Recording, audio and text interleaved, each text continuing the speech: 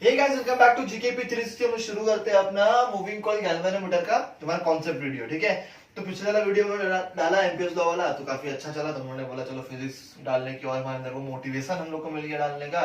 ठीक है, तो मोटिवेशन जब तुम लोगों ने दे ही दिया तो हमने बोला चलो हम लोग क्या बोलते ना, उंगली पकड़ा तो हाथ पकड़ लिया। हमने बोला चलो फिजिक्स डाल के करेंगे। ठीक है, मैथ्स आएगा, टेंशन नहीं लेने का। ठीक है, मैथ्स भी आएगा, सब पैरेलल चलेगा, टेंशन मत लो। ठीक है, देखो बाकी चैनल का अपना चैनल पैरेलल चलता है, अपने खुद की एक अलग ही दुनिया जीकेपीएंस की। ठीक है, बाकी लोग की अलग दुनिया, अपनी एक अलग ही दुनिया।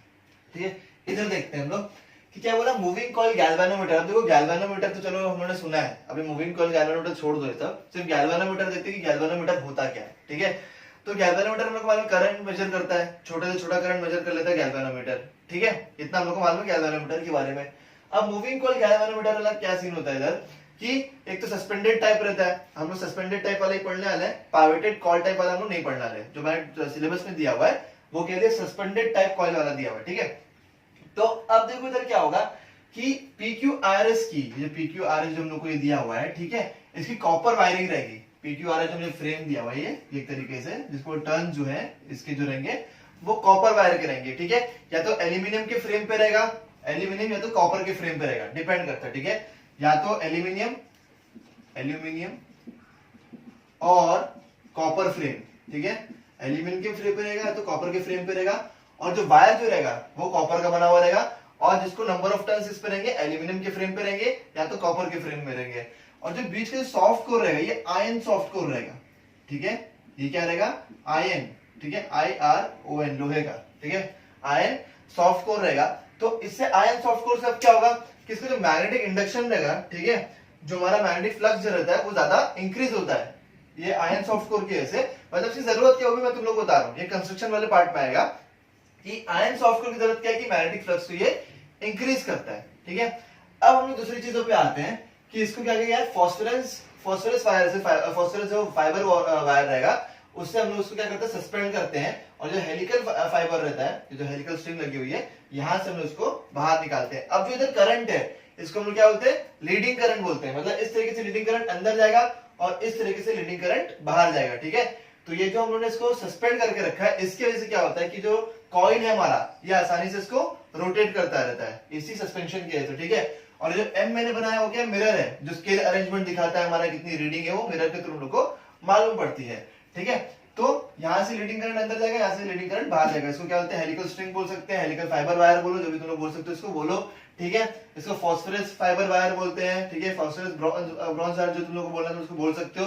फिर यहाँ पे जो मैग्नेट्स रहेंगे, ठीक है, कॉन्केव शेप में रहेंगे। कॉन्केव शेप में क्या होता है, इसका रेडियल जो फील्ड की जो रेडियल जिसको बोलते हैं इंटेंसिटी रहती है वो बढ़ जाती है इसको। ठीक है, कॉन्केव उसमें रखते हैं हम लोग। तो इस तरीके से हमारा कंस्ट्रक्शन होगा। कंस्ट्रक्शन किस तरीके से, एक तो चीज हमारी होगी, एक तो PQRS जो हमारा रहेगा वो कॉपर वायर रहेगा, और जो कॉपर वायर की जो वाउंडिंग रहेगी वो किसके ऊपर रहेगी, जो वाइंडिंग रहेगी वो रहेगा एल्यूमिनियम या तो कॉपर फ्रेम पे रहेगी। ठीक है, और एल्यूमिनियम कॉपर फ्रेम जो वायर के साथ रहेगा वो सॉफ्ट कोर के ऊपर रहेगा, आयन सॉफ्ट कोर के ऊपर रहेगा। आयन सॉफ्ट के ऊपर कोर के ऊपर क्यों रखेंगे, क्योंकि इसका मैग्नेटिक फ्लक्स वो इंक्रीज करेगा। ठीक है, फिर हम लोग उसकी बात करते हैं, दूसरी चीज हमारे पास रहेगी, इधर हम देख लेते हैं। तो फॉस्फोरस ब्रॉन्ज वायर जो रहेगा वो यहां से इसके ऊपर सस्पेंडेड रहेगा।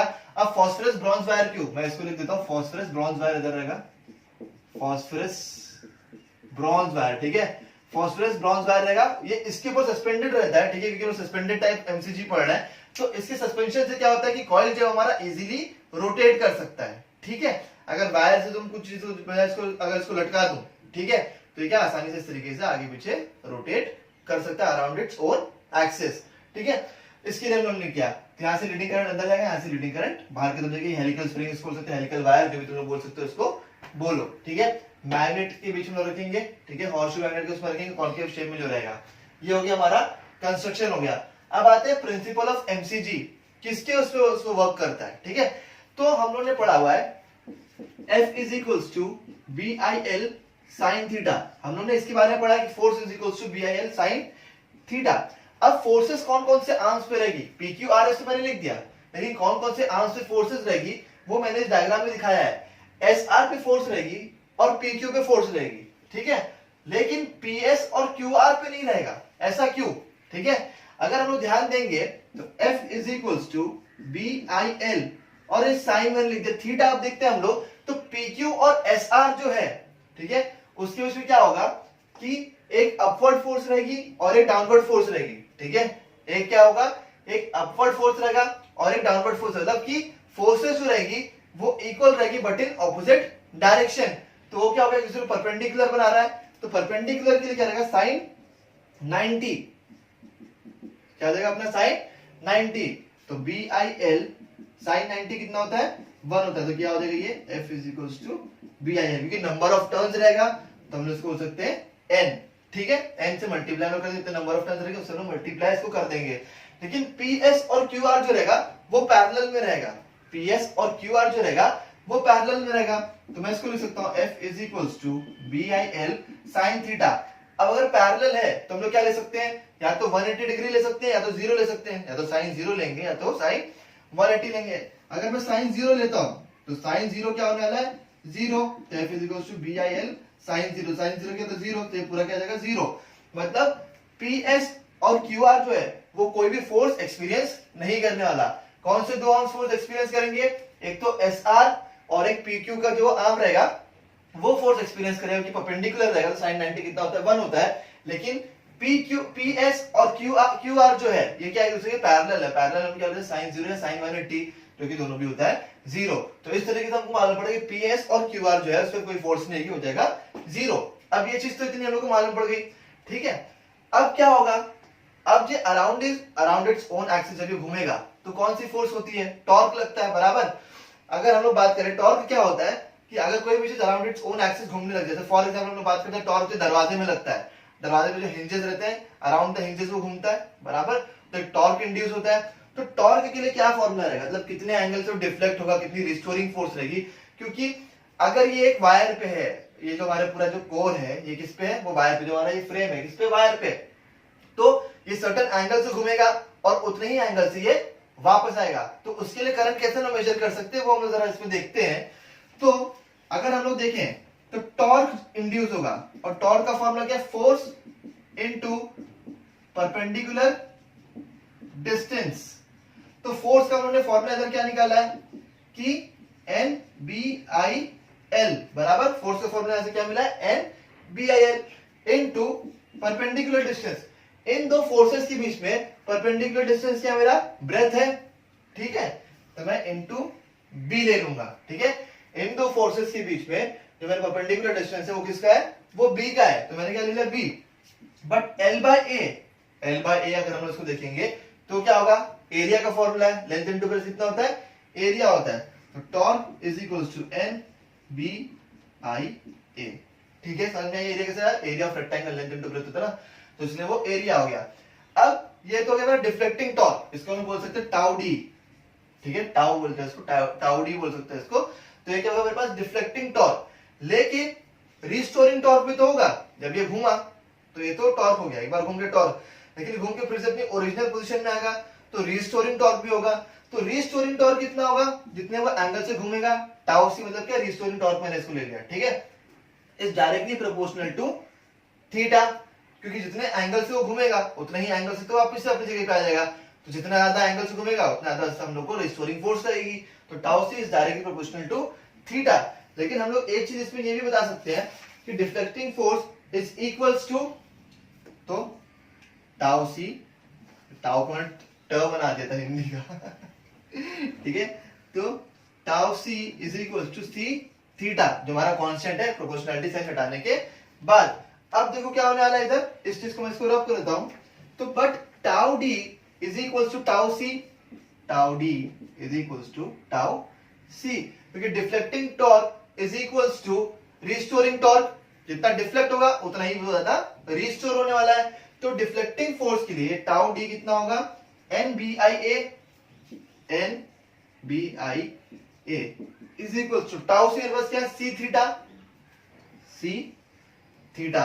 तो हम लोग कैसे करंट फाइंड कर सकते हैं इधर कि I is equals to C theta upon NBA। ये इसका करंट मेजर करने के लिए फॉर्मूला लगेगा मूविंग कॉइल गैल्वेनोमीटर में। तो इस तरीके से हम लोग इसको निकाल सकते हैं। तो सबसे पहले हमने कैसे मूविंग कॉइल गैल्वेनोमीटर की कंस्ट्रक्शन क्या है, तो एक छोटा सा रिकैप ले लेते हैं। कंस्ट्रक्शन में क्या क्या रहेगा कि फास्फोरस ब्रॉन्ज वायर पे ये पूरा का पूरा फ्रेम जो है वो सस्पेंडेड रहेगा। फ्रेम किससे बना है? कॉपर वायर से रहेगा, तो एल्यूमिनियम वायर से, और एल्यूमिनियम फ्रेम या कॉपर फ्रेम के ऊपर ही वाइंडिंग रहेगी उसकी। लेकिन बीचों बीच में जो कोर रहेगा वो आयरन सॉफ्ट कोर का रहेगा। आयरन सॉफ्ट कोर हम लोग क्यों ले रहे हैं? क्योंकि मैग्नेटिक फ्लक्स उससे ज्यादा इंक्रीज होता है। फिर उसके बाद क्या रहेगा? दो मैग्नेट्स के बीच में रहेगा, ऑस्टो मैग्नेट में, लेकिन कॉन्केव शेप में। ठीक है, ये इतना हो गया। इधर हेलिकल स्प्रिंग रहेगी और इधर फास्फोरस ब्रॉन्ज वायर। इससे क्या होगा? करंट इन होगा, इससे करंट आउट होगा। ये हो गया मेरा कंस्ट्रक्शन। फिर हम लोग आते हैं प्रिंसिपल ऑफ एमसीजी पे। तो हम लोगों ने क्या किया? कॉइल लिया PQRS। हम लोग देखा कौन से आर्म पे इसकी फोर्स रहेगा, कौन से आर्म पे इसकी फोर्स नहीं रहेगा। तो हम लोग क्या मालूम पड़ेगा? PQ और SR फोर्स एक्सपीरियंस करेगा क्योंकि वो परपेंडिकुलर है। ठीक है, परपेंडिकुलर के लिए आता है sin 91 होता है। लेकिन PS और QR पे नहीं रहेगा क्योंकि वो पैरेलल रहेगा, तो क्या रहेगा? Direct force 0। तो कौन सी दो आर्म जो है फोर्स एक्सपीरियंस करेंगे? PQ और RS। फिर मैंने क्या किया कि टॉर्क हम लोग बोलेंगे चलो फोर्स तो ठीक है, हो गया। जब इक्वल एंड ऑपोजिट फोर्स रहेगी तो अपने डायरेक्शन में घुमाएगी भी। अगर मैं एक बात करता हूं जैसे कि ये मोहसिन की हवाई की, ठीक है, ओप्पो का, हालांकि कवर बहुत बेकार सा है इसका, ठीक है, कवर हटा देते हैं, पता नहीं कैसे कैसे कवर रखता है। तो ये मोहसिन का फोन है, ठीक है। तो इसमें क्या होगा? इक्वल एंड ऑपोजिट फोर्स, मतलब क्या? इस हाथ का मैं फोर्स जो है वह अंदर की तरफ लेता हूं और इस हाथ का फोर्स जो है बाहर की तरफ लेता हूं, तो क्या होगा? ऐसे घूमेगा, बराबर। अब जब ये ऐसे घूमेगा तो इस चीज को हम लोग क्या बोलते हैं कि टॉर्क जनरेट हुआ। ठीक है, तो टॉर्क के लिए फॉर्मूला क्या? Force into perpendicular distance. Force का हमने फॉर्मूला लिखा था कि NBIL होता है, और परपेंडिकुलर डिस्टेंस क्या होगा? ब्रेथ होगा इसका। ठीक है, तो लेंथ इंटू ब्रेथ कितना होता है? ये एरिया होता है। ठीक है, तो हम लोग को डिफ्लेक्टिंग टॉर्क मुझे मिल गया। लेकिन जितना डिफ्लेक्टिंग टॉर्क रहेगा उतना ही रिस्टोरिंग टॉर्क होने वाला है। जितने से घूमेगा उतना से घूम के फिर से अपनी ओरिजिनल पोजीशन पे आने के लिए भी उसको उतना ही टॉर्क लगने वाला है। तो torque C is directly proportional to theta. Theta क्यों? जितने एंगल से घूमेगा उतने ही एंगल से रिस्टोरिंग फोर्स लगके फिर से अपनी ओरिजिनल पोजीशन पे कॉइल आएगी। तो प्रोपोर्शनलिटी साइन मैंने हटाया और एक कांस्टेंट मैंने इधर इंट्रोड्यूस कर दिया। But deflecting torque is equals to restoring torque. ठीक है, फिर हम लोग क्या करेंगे? उसको डिफ्लेक्टिंग टॉर्क का फॉर्मूला में डाल देंगे, रिस्टोरिंग टॉर्क C थीटा हो जाएगा, और हम लोग करंट मेजर कर सकते हैं मूविंग कॉइल गैल्वेनोमीटर में इस तरीके से। ठीक है, तो अगर तुम लोग को वीडियो पसंद आए तो लाइक करो, शेयर करो, सब्सक्राइब करो। 10th की वीडियोस हम लोग इस तरीके से डालते रहेंगे। 12th का तो हम लोग डाल ही रहे हैं, 10th का भी डालेंगे, 12th का मैथ्स का भी डाल रहे हैं, फिजिक्स भी डाल रहे हैं, केमिस्ट्री भी थोड़ा टाइम में जल्दी से जल्दी इंट्रोड्यूस कराने की हम लोग सोच रहे हैं। और तुम लोग बताओ यार वीडियो कैसे लग रहा है। अगर तुम लोग यही सेम वीडियो फेसबुक पेज पे देख रहे हो तो पेज को आके लाइक करो, शेयर करो, दोस्तों को टैग करके बताओ कि आप जाके जीकेपी देख सकते हो। तुम लोग बहुत बढ़िया कंटेंट बनाते हैं लोग। ठीक है, तो बस यार इतना ही कहना था। Thank you for watching the video.